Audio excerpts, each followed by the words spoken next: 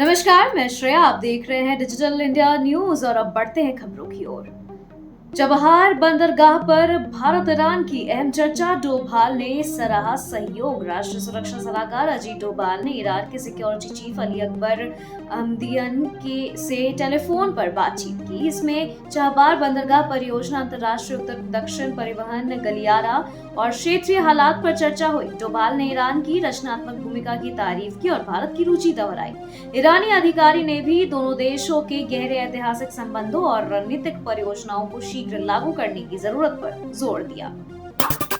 पाक पत्रकार ने की शशि थरूर की तारीफ, बोले बिलावल तो नकलची बंदर। ऑपरेशन सिंदूर के तहत भारत सरकार ने पाकिस्तान की पोल खोलने के लिए 32 देशों में सांसदों का डेलीगेशन भेजा है। इसमें कांग्रेस नेता शशि थरूर अमेरिका जाएंगे। पाकिस्तानी पत्रकारों ने थरूर की बुद्धिमत्ता की तारीफ करते हुए अपने नेताओं को आड़े हाथों लिया। सोशल मीडिया पर थरूर को बाज और बिलावल भुट्टो को नकलची बंदर कहने वाली टिप्पणियां वायरल हो रही है। आईएसआई के 2 आतंकी भारत लाए गए। इंडोनेशिया ने की मदद। इस्लामिक स्टेट के 2 भारतीय आतंकी अब्दुल्ला फयाज और तलहा खान को इंडोनेशिया से प्रत्यार्पण कर मुंबई एयरपोर्ट गिरफ्तार किया गया है। वे महाराष्ट्र में आईएस के स्लीपर सेल के तौर पर सक्रिय थे और देश में आतंकी साजिश रच रहे थे। पाकिस्तान से तनाव के बीच भारत को यह सफलता इंडोनेशिया के सहयोग से मिली। महाराष्ट्र विधानसभा गेट पर स्कैनिंग मशीन में आग, कोई हताहत नहीं। मुंबई के विधान भवन परिसर के प्रवेश द्वार पर सोमवार दोपहर स्कैनिंग मशीन में आग लग गई, जिससे थोड़ी देर के लिए अफरा तफरी मच गई। सुरक्षा कर्मचारियों की सतर्कता से 5 मिनट में आग पर काबू पा लिया गया। दमकल की 2 गाड़ियां मौके पर पहुंची, कोई घायल नहीं हुआ है। आईएसआई के जेल में फंसी ज्योति मल्होत्रा जासूसी में हुई गिरफ्तार। पाकिस्तान के लिए जासूसी करने के आरोप में पकड़ी गई ट्रैवल ब्लॉगर ज्योति मल्होत्रा हनी ट्रैप और मनी ट्रैप का शिकार बनी है। आईएसआई एजेंट दानिश के संपर्क में आकर उन्होंने कश्मीर और दिल्ली के संवेदनशील सूचनाएं पाक को देने की कोशिश की। उनकी पाकिस्तान यात्रा और संदिग्ध गतिविधियों से एजेंसियों को शक हुआ और गिरफ्तारी की गई।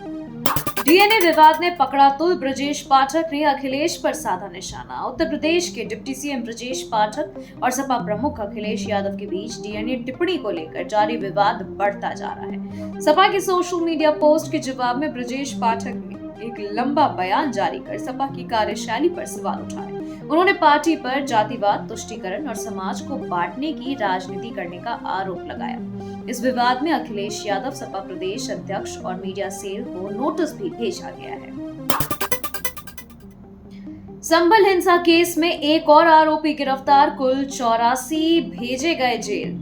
उत्तर प्रदेश के संभल जिले में हुई हिंसा के मामले में पुलिस ने एक और आरोपी को उसके घर से गिरफ्तार किया है। आरोपी पर पिछले वर्ष शाही जामा मस्जिद सर्वे के दौरान पुलिस पर पथराव करने का आरोप है। अब तक कुल 84 आरोपियों को जेल भेजा जा चुका है। जामा मस्जिद सर्वे केस में मुस्लिम पक्ष को झटका, हरियाणा में सीआईए की पूछताछ। इलाहाबाद हाईकोर्ट ने संभल की जामा मस्जिद सर्वे में मुस्लिम पक्ष की याचिका खारिज कर दी है, जिससे मामला अब जिला अदालत में ही चलेगा।